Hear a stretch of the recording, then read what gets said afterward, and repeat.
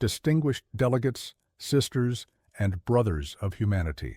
Today I stand before this assembly not as the representative of one nation, but as the voice of a continent once dismissed as a periphery of history. I speak as a son of Africa, of a land that has known colonization, conflict, and the long silence of being told it was too young to lead. And yet, it is from that very soil that a new moral authority has risen, carrying a message that has startled many of the old powers of the world. Africa has brokered peace. When news reached the great capitals of the earth that two ancient peoples, long separated by walls of mistrust, scarred by generations of grief, had agreed to meet on African soil to sign a truce, disbelief echoed through the corridors of power. How could it be, they whispered, that a continent once written off as a subject of charity now acts as an architect of global reconciliation? How could the land they associated with aid and dependency now teach the world the language of peace? To that I say, perhaps it was inevitable, for no other people understand the weight of division, the agony of exploitation, and the necessity of forgiveness better than Africans do. We have walked through centuries of imposed borders and inherited wounds. We have rebuilt from the ashes of oppression. We know that to heal the world, one must first learn to heal oneself. When our mediation began, no one believed that the two delegations would even sit in the same room. They arrived with suspicion carved into their faces, histories heavy on their shoulders. But on that morning, the sun rose over the African horizon with a brilliance that seemed to whisper, "It is possible." Our duty was not to lecture, but to listen, not to dictate, but to invite. And slowly, something remarkable unfolded. They began to see each other as human again. It was not Africa's economic power that achieved this. It was Africa's memory, the memory of how we were once divided against ourselves by those who profited from our weakness, and how unity saved us. That memory became our greatest diplomacy. We reminded the negotiators that peace is not born of perfect justice. It is born of shared humanity. As I addressed them during one of the sessions, I said, "If you can forgive, you will not erase the past. You will master it." The room fell silent. One delegate lowered his head and the other extended his hand. That moment did not end a conflict, but it began an era. And so, when the world awoke to the announcement that the two delegations had signed the covenant of accord on African soil, there was shock, not because peace had come, but because it had come from where it was least expected. The old centers of power asked themselves how Africa had done what decades of summits, sanctions, and speeches had failed to do. The answer, dear colleagues, is simple. We treated peace not as a geopolitical transaction, but as a moral necessity. For too long, global diplomacy has been monopolized by those who confuse mediation with management, who believe that to make peace is to dictate the terms of surrender. Africa's approach was different. We invited both sides to dine together beneath the open sky, to walk among children who sang in dozens of tongues, yet understood one another without translation. It was there, not in conference rooms. That trust began to grow. When emissaries from distant continents flew in to observe, many carried the quiet assumption that we were merely hosting an event designed elsewhere. But when they saw how Africa had taken the lead with calm voices, firm principles, and a generosity of spirit, they began to sense the shifting of an age. They realized that the story of global leadership was being rewritten before their eyes. I have heard some call it Africa's miracle. I prefer to call it Africa's maturity. We have endured enough to know that power without empathy is hollow. We have suffered enough to know that peace built on humiliation cannot last. And we have risen enough to show that moral strength can be greater than military might. The night after the agreement was signed, I stood alone on the terrace overlooking the city lights. The air was thick with the hum of celebration, yet my heart was calm. I thought of the generations before us who were told they had no agency, who were told to wait for others to solve their problems. I thought of the millions of Africans who, despite poverty and pressure, never surrendered their belief in human dignity. To them I owe this moment. The following morning, I received messages from around the world. Some congratulated us sincerely, others carried undertones of surprise. A few asked whether Africa had sought permission before convening the peace initiative. Permission? My friends, the moral conscience of a people requires no authorization from those who once silenced it.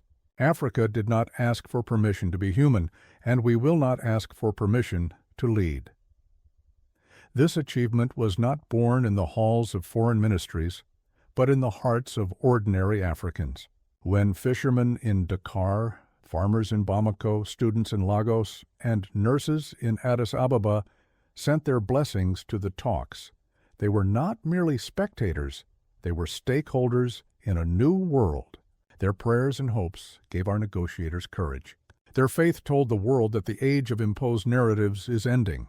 The media headlines declared, "America shocked, Europe surprised." But we were not shocked. We knew that Africa's day of moral leadership would come. We have always known that the time would arrive when the world's conscience would move southward, where resilience is a daily art and empathy a national treasure.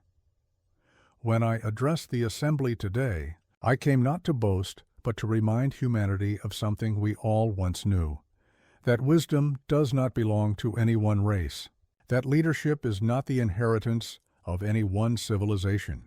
It emerges wherever people choose courage over cynicism. It grows wherever compassion is stronger than control. In the early days of independence, our founding fathers dreamed that Africa would one day stand tall among the nations, not merely as a recipient of aid, but as a giver of guidance. That dream seemed distant once, but today it breathes again. The peace we have brokered is not merely between two nations. It is between the old world and the new. It signals that Africa is no longer waiting to be invited to the table. Africa is building the table. Still, I am not naive. I know that peace is fragile, that words alone cannot heal wounds. There will be those who question the durability of what we have achieved. They will point to the history of broken accords and declare this, too, shall fail. To them I say, perhaps you do not yet understand what is different this time. It is not the signatures that matter. It is the spirit behind them. It is not the ink that will preserve peace. It is the integrity of those who believe in it. We Africans have learned from every betrayal, every manipulation, every shattered promise. We have learned that the stability of the world cannot depend on fear, but on fairness. That is why, when we mediated, we spoke less of territory and more of trust, less of borders and more of belonging. For too long, the world has confused justice with revenge. Africa has chosen a wiser path, some ask. Why Africa? I answer, why not? Who better to understand the value of reconciliation than a continent that reconciled with its own history? Who better to teach dialogue than those who have had to speak across hundreds of languages for survival? Who better to host peace than those who have rebuilt peace from rubble countless times? This success has awakened something profound. Across the continent, young people are walking taller, believing that they can shape the future of humanity. In classrooms and parliaments, they quote the words spoken at the signing ceremony, "Let peace be the export Africa is known for." Those words have become a promise, a pledge to redefine what Africa gives to the world. I say to our friends in every region, this is not an African triumph over others. It is a human triumph led by Africa. The awakening of one continent does not mean the decline of another. Rather, it signals the possibility of partnership untainted by paternalism. The world will either move forward together or not at all. When certain commentators expressed skepticism, suggesting that Africa's success was a momentary anomaly, I smiled. History has a habit of disguising revolutions as coincidences. What they call an anomaly, our children will call a beginning. Indeed, the negotiations taught us something else, that the moral center of the world is not fixed. It travels to where truth is spoken sincerely. For decades, the world looked northward for direction. Today, it looks southward for conscience, and conscience is what we must preserve. Africa's new role is not to dominate, but to illuminate, to remind humanity that the strength of a nation is measured not by the reach of its weapons, but by the reach of its compassion. as this first part of my address closes, let me say this. The surprise that greeted our success is proof not of Africa's sudden rise, but of the world's long blindness. We have always possessed the capacity to heal, to reconcile, to lead. The world simply forgot to look. My friends, if this achievement has taught us anything, it is that peace requires courage. Courage not only from those who make the first step toward their former enemy, but from those who dare to believe that peace is even possible. The cynics of the world have profited from despair. They built entire industries around conflict, convincing us that division is inevitable, that some regions are destined to bleed forever. But we, the people of the Global South, know better. We have buried too many of our children to accept that war is natural. We have learned through hardship that peace is the most revolutionary act of all. When the delegations embraced for the first time on African soil, a murmur swept through the assembly hall. Some wept. Others could barely comprehend what they were witnessing. For years, the great powers had hosted conferences that produced only photo opportunities. Yet, in the humble simplicity of our setting, in a hall adorned with African art and the scent of local flowers, true reconciliation had begun. It reminded the world that sincerity, not ceremony, is the language of healing. Soon after, messages began to arrive from across the continents. In small towns and sprawling cities, people gathered around screens to watch the handshake replayed again and again. I saw footage of school children in Nairobi forming circles of peace, of villagers in Madagascar lighting candles, of mothers in refugee camps whispering prayers of gratitude. For them, this moment was more than a diplomatic victory. It was a sign that the impossible could still be undone. To the nations that had long monopolized the narrative of global diplomacy, this was unsettling. Their analysts debated whether Africa's mediation represented a shift in the balance of influence. But I tell you now, Africa does not seek dominance. We seek dignity. We do not want to replace one empire with another. We want to replace domination with dialogue. The age of dictates and double standards must end. The world cannot survive when morality is measured by proximity to power. In our conversations with the two former adversaries, we introduced a principle drawn from our own traditions. You cannot share the harvest until you share the seed. It means that before peace can be divided, the pain that created division must be shared. Each side listened to the stories of the other, not through the filters of ideology, but through the raw lens of humanity. They discovered that suffering speaks a universal language, and in that discovery lay the seed of reconciliation. Some of the observers from distant capitals were uneasy. They asked why Africa was redefining the language of negotiation. I answered, because the old language has failed. For decades, the vocabulary of peace was written by those who benefited from war. We decided to rewrite it in our own voice, one that values empathy over ego. It was a risk, but it worked because truth spoken sincerely always finds its mark. And now, as this new era unfolds, we must be vigilant. The forces that thrive on division will not disappear quietly. They will question our competence, they will undermine our credibility, and they will seek to reclaim the stage. But we must remember that our authority does not come from them. It comes from the trust of our people and the moral clarity of our cause. Africa's diplomacy is not a strategy, it is a reflection of who we are. I have said to my fellow heads of state across the continent, this success is not mine, it is ours.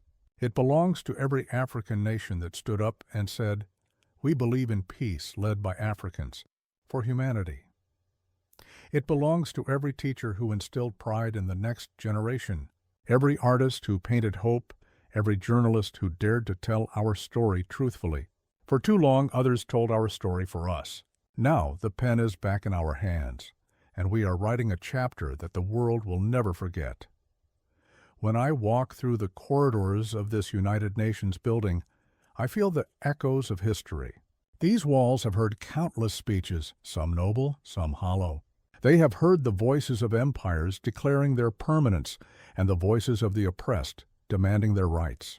Today, those echoes converge into one message: the balance of moral responsibility is shifting. The nations once deemed powerless are becoming the custodians of conscience. In private meetings, some diplomats asked if Africa intends to lead further negotiations in other troubled regions. My answer was simple: yes, but not as a savior, as a partner. Africa has no ambition to lecture the world. We wish to share the wisdom earned through suffering, the patience learned through rebuilding, and the hope born of endurance. The 21st century will not belong to any one bloc or alliance. It will belong to those who choose cooperation over coercion. Let us not deceive ourselves. Peace cannot survive without justice, and justice cannot exist without equality. The structures that govern global finance, trade, and security were built in an age when many of us had no voice. Those structures must now evolve, or they will collapse under the weight of their own hypocrisy. We call for reform not as rebels, but as realists. A world that excludes billions from decision-making cannot call itself democratic. Africa is ready to help design that reformed world. We envision institutions that reflect the diversity of humanity, not the hierarchy of wealth. We propose councils where every region's wisdom carries equal weight. We dream of an order where technology serves life, not profit, where resources are shared, not stolen, where education is a universal right, not a privilege of birth. If we can mediate peace between ancient adversaries, we can surely mediate a fairer distribution of opportunity. I can already hear the doubts from certain corners. This is idealism, they will say. But idealism, my friends, is only realism waiting for courage. All great change begins as an impossible idea. Was it not once considered impossible for colonies to gain independence, for apartheid to end, for walls to fall? Yet here we stand, beneficiaries of those impossibilities fulfilled. Let us not betray the future by fearing its potential. The younger generation of Africa is watching us. They are not interested in speeches alone. They demand evidence. They want to see that moral authority can translate into material progress. Therefore, this peace initiative is only the beginning. We have proposed that a portion of the funds once spent on weapons in the conflict region be redirected to joint schools, hospitals, and cultural projects, symbols of coexistence built with African support. Peace must feed the hungry and heal the broken. Otherwise, it is only a pause between wars. When I reflect on the path that brought us here, I see a tapestry woven from sacrifice. There were nights when our envoys negotiated by candlelight, when misunderstandings nearly ended the process, when external pressures tried to derail it. Yet every setback became a lesson. Every obstacle revealed the depth of our resolve. That perseverance is the true miracle of Africa, the quiet refusal to surrender. And now I look around this assembly hall and I see nations at a crossroads. The old order trembles because it cannot understand a world that no longer bends to its rules. But this is not a time for fear. It is a time for renewal. The light that shines from Africa today does not cast shadows. It reveals pathways. It invites every nation, rich or poor, to rediscover the shared humanity that diplomacy once promised but too often betrayed. In the coming months, we will host a global forum on justice through cooperation. It will not be a summit of elites, but a gathering of citizens, scholars, faith leaders, and youth. It will ask the world a simple question: what does it mean to win if the planet loses? From the ashes of division, we will build the architecture of empathy. And we invite all nations, especially those who once doubted us, to join in this endeavor. Because this is not merely about two nations making peace. It is about humanity learning humility. It is about rediscovering the sacred truth that every people, no matter how small, carries a fragment of the world's conscience. For decades, Africa was told to imitate. Now the world begins to emulate. That is the quiet revolution unfolding before our eyes.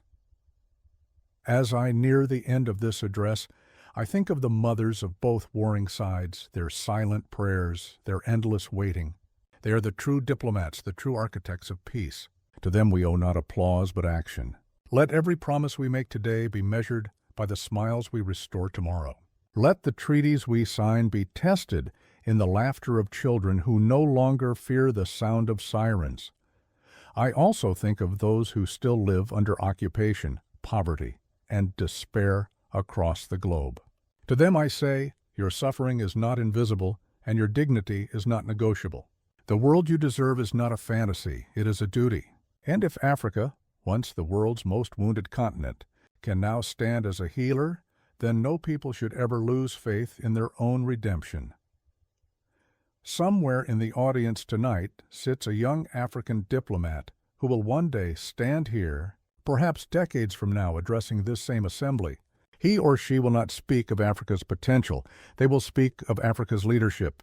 They will not plead for fairness. They will enforce it through the authority of moral example. That day will not come by chance. It will come because of the choices we make now. So let us choose courage. Let us choose to listen before we lead, to build before we boast, to share before we shine. Let us choose, above all, to believe that peace is not the absence of conflict, but the triumph of understanding. Delegates of the world, I ask you, look to Africa not with pity, not with skepticism, but with partnership. The spirit that reconciled two ancient enemies can reconcile our divided humanity. The voice that rose from our deserts and forests can guide us through the noise of our age. The hands that once built pyramids and empires now extend in friendship to build a fairer future. This is Africa's message to the world, that the time of imposed peace is over, and the time of shared peace has begun. The century that once silenced us will now listen. The stage that once ignored us will now applaud us, not because we seek their approval, but because truth, once spoken, cannot be unheard. And so, before this assembly, I call upon every nation to join in the covenant of cooperation. Let us dismantle the walls of suspicion, the towers of greed, the weapons of arrogance. Let us build together a civilization that values conscience as much as commerce, compassion as much as competition. Let us remember that leadership is not measured by the fear we inspire, but by the hope we awaken. The world is watching Africa with surprise. Let that surprise become respect, and that respect become imitation. For if Africa can heal what the world declared incurable, then perhaps humanity still has a chance to save itself. This, my friends, is our era, not of conquest, but of conscience. Not of power, but of principle. Let us rise, not as continents divided by history, but as a planet united by destiny. May the winds of peace that began on African soil spread to every corner of the earth, until no child knows the sound of war, and no nation knows the taste of humiliation. Then, and only then, will we be worthy of the title we so proudly give ourselves, the human family. Thank you.